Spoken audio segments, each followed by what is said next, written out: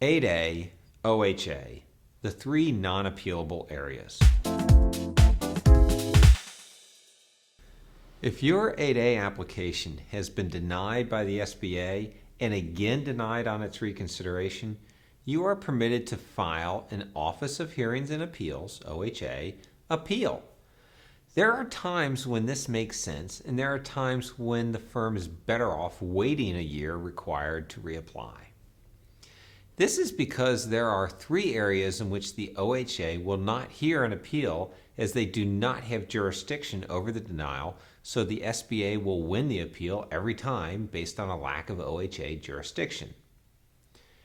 These areas are: 1. The application qualifier is determined by the SBA not to be a U.S. citizen. 2. One of the applicant firm's owners or managers is determined to not meet the SBA standards for having good moral character. Or 3. The firm does not meet the SBA's potential for success threshold. I'm going to discuss each of the three. First, citizenship. For the most part, this first issue is straightforward. Either the applicant is a U.S. citizen or they're not.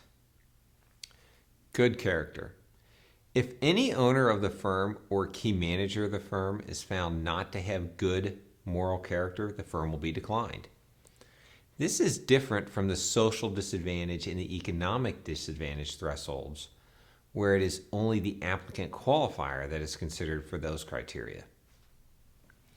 I will list some examples that I have seen cause a denial for the SBA's inability to determine the individual's good moral character.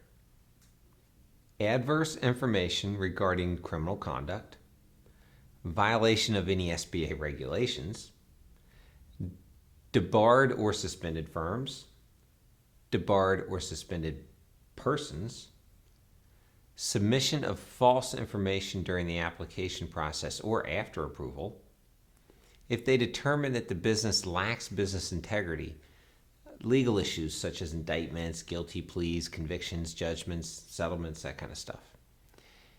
If you are currently indicted or on parole or probation, either pretrial or following a conviction for a felony or any criminal involving business integrity. Potential for success. In general, to demonstrate potential for success, the firm must be in business in its primary industry classification for at least 2 full years, evidenced by tax returns, immediately prior to the date of its 8A application. In addition, the firm must also have other characteristics as well as being currently profitable, have a positive net worth, have access to capital, have technical knowledge in its primary industry. The 51% owner must have the licenses or certifications needed to run the business. The applicant qualifier must be full-time devoted to the firm. There must be a federal market in which to serve its products or services.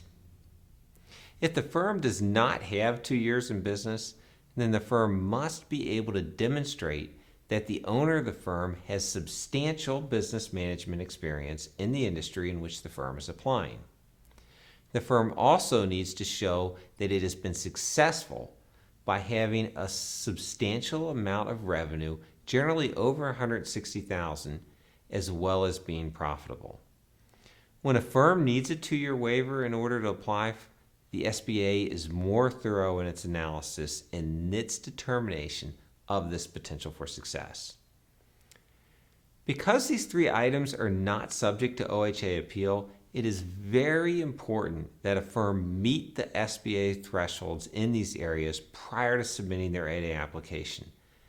I have seen many cases where the SBA, in an initial denial, lists multiple reasons for the denial, some of which they could have easily resolved, but they didn't bother because they had already determined they were denying the application.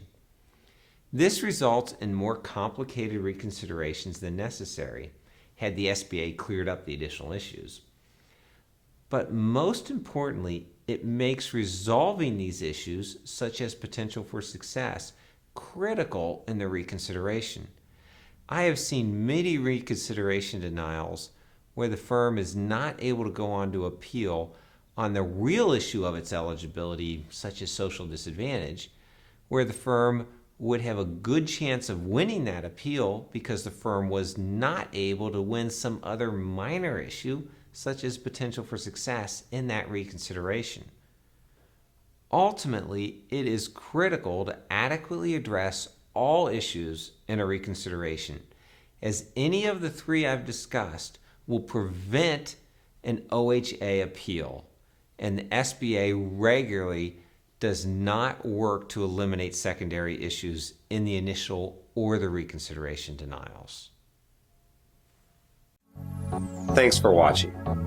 To further evaluate you and your firm's potential application, you can go to our website and use our pre-qualification tool, or give us a call.